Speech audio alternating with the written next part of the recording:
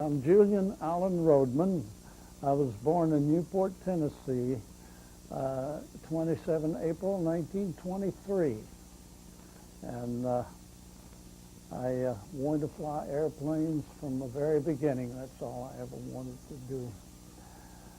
And so you came to Walnut Ridge, and how old were you? I came here in the class of 44B in the fall of 43. So you were about I was 20. I was 18 and a half, 19 years old at that time, and I learned on these BT-13s. I came up here from Lafayette, Louisiana, which is where I flew the primary trainers. But here, the BT-13 was a much more important airplane. It had flaps. It had a bigger engine. It had an enclosed cockpit. And there were, It had a radio. it had a radio, and the propeller pitch would change.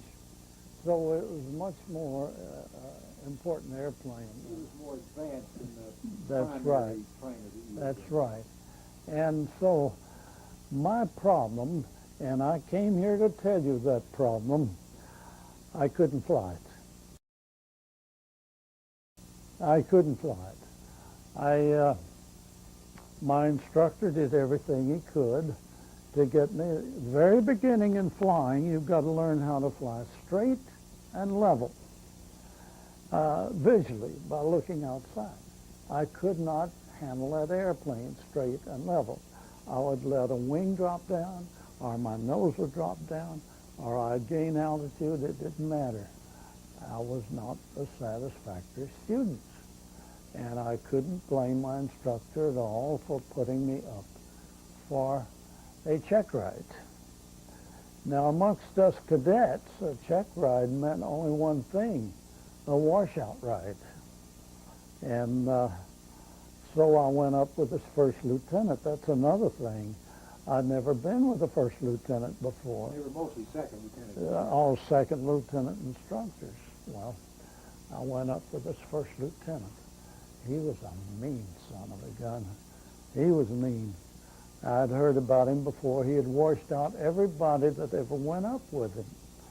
And a washout ride to us cadets meant that before you left the airport, you already had your written orders to go into the infantry. That was the end of it. And all I wanted to do was fly airplanes. So we took off.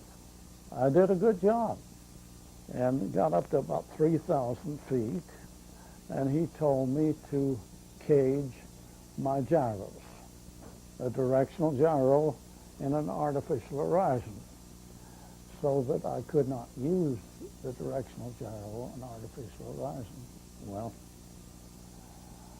I am a big guy, and I put my shoulders over to where he couldn't see. I would reach up to cage those gyros, but I didn't cage them. I left them operating. From the back cockpit, he could not see my gyros. And I kept my head moving left and right, but my eyeballs were right on the instrument panel all the time. I knew I could fly instrument flight. I couldn't fly visually. That was my problem. And I'd been in the link trainer. You're familiar with the link trainer, a synthetic trainer, and I made good grades. I was perfect in flying the link trainer. And I figured if I was permitted to use these two gyros, I wouldn't have any trouble. And so I held the plane straight and level.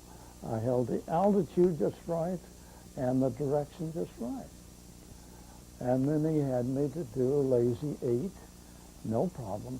I did it on the instruments. And he had me to do a chandelle, come up around over and go in the other direction. I did the chandelle. I did all the maneuvers that a student is supposed to do, and I did them perfectly. I had time turns, and it was just perfect. and the check pilot in the back over the interphone. I couldn't talk back to him, but I could listen to him, and he would give me instructions as to what to do next. And he kept getting quieter and quieter, and the guy finally quit talking. And I wondered what's going on back there. And then suddenly he opened his rear canopy, and the wind blew in. Well, I kept flying the plane straight and level as best I could. And then I noticed he had climbed out on the left wing, and he had their handholds on that side of the fuselage. And he pulled himself up alongside of the cockpit where I was. And he reached up to open the canopy.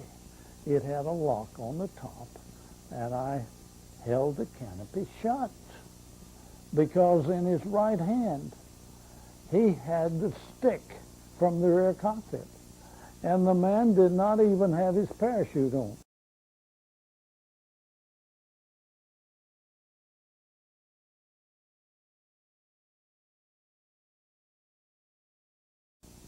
And there he was outside in the wind, and I was in charge.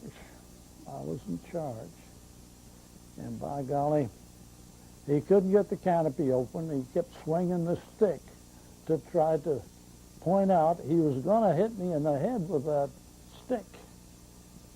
Now, this guy had to be nuts. And so I started wiggling the wings at that time, and I pointed to the back for him to go back and sit down. And that lieutenant went back. It must have thrown a lot of fear in him. I tell you, as far as I was concerned, I would have flipped the thing upside down. I'd have thrown him off the airplane, because I was going to be an Army pilot. No two ways about it. And so he went back. He got in the cockpit. And when he was in, I swung around and headed back for Walnut Ridge. And I landed as quickly as I could, taxied in and parked. And before the propeller quit turning, I was on the wing and outside on the ground myself. Finally, he got out of the airplane and came back and followed me into base operations. Well, in coming back, he only said one thing to me. He gave me hell for not parking the wheels on the painted spots on the ramp. Well, that's what I did wrong.